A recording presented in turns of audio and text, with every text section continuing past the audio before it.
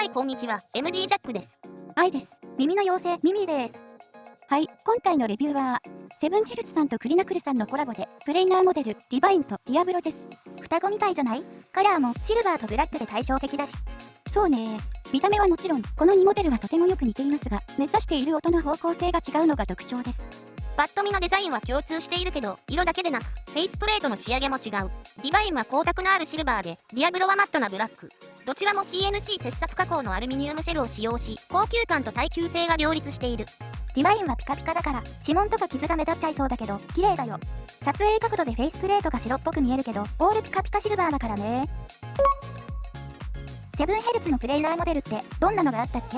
ちょっと振り返ってみようよ。そうね。まずはタイムレス。そして人気のあったタイムレスをアップグレードしたタイムレス2。タイムレス2、いろいろ良かったよね。そうね。そして発売当時はプレイナーモデルとしては価格を抑えたデュオコ。15,000円ぐらいだったかな。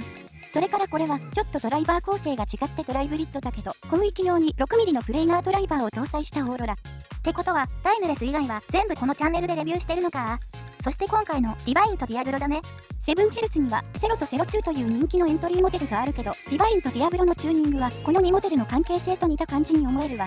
そっかー。確かセロ2はクリナクルさんとのコラボだったね。ではまずこの2モデルに共通する主な仕様は、技術的な心臓部は全く同じで、どちらも第3世代の 14.5mm プレイナードライバーを搭載している。第3世代って何が違うの？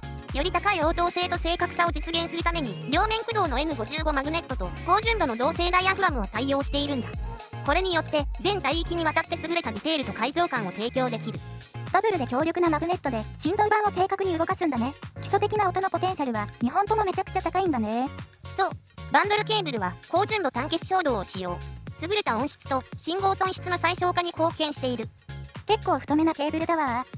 サイズは2モデルとも同じですが、ディバインの方が少し重かったです。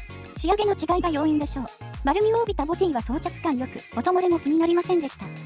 パッケージ内容はどちらも同じ。ちょっと大きめのキャリングケースがかっこいい。価格は23,000円前後。セールだと2万円切ってくるかな。じゃあ早速、音を聞いてみようか。そうしましょう。音調整の基準はディバインです。それじゃあサウンドチェックいくよ。音量上がるから気をつけて。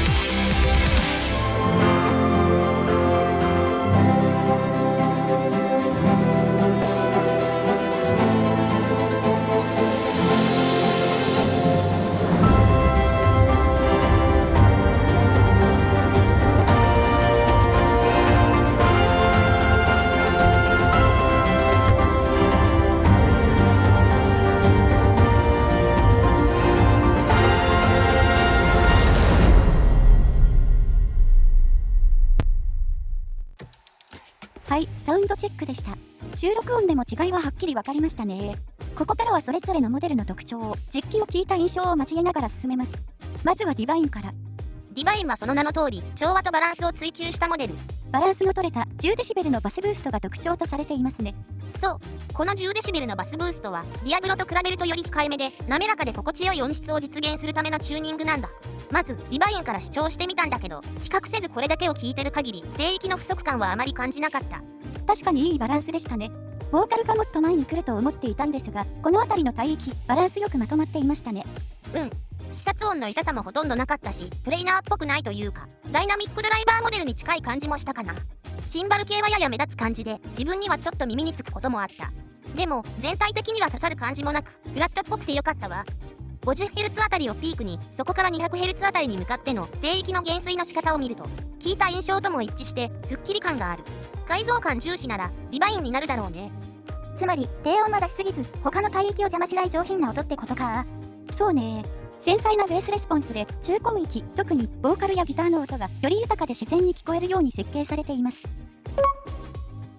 一方ディアブロは、ディバインとは対照的に、パワーとダイナミズムを追求したモデル。ディアブロって名前からして、なんか強そう。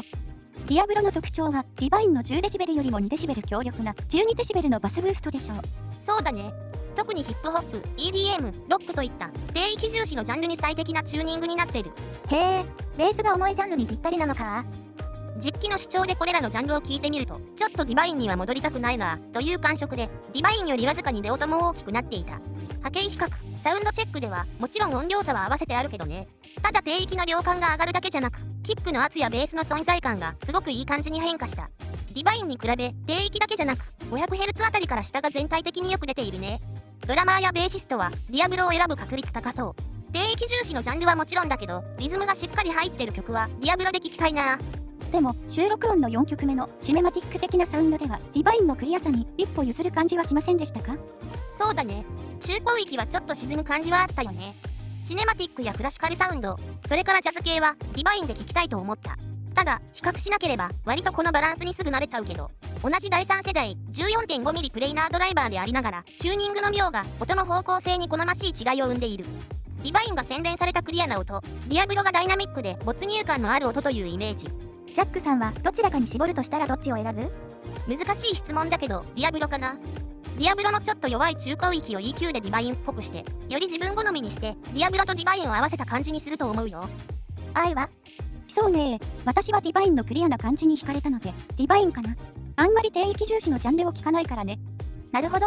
好みでどちらを選ぶかは、はっきり分かれるんだね。そうね。という感じですので、どちらを選ぶかは、ご自身がどのジャンルをメインでお聞きになるかでご判断いただければと思います。はい。ということで、7Hz とクリナクルのコラボモデル、ディバイン&ディアブロのレビューでした。じゃあまた、次の動画で会おうね。バイバイ。ご視聴ありがとうございました。MD ジャックチャンネルはイヤホンレビューを音と波形た言葉で表現します。チャンネル登録、お願いします。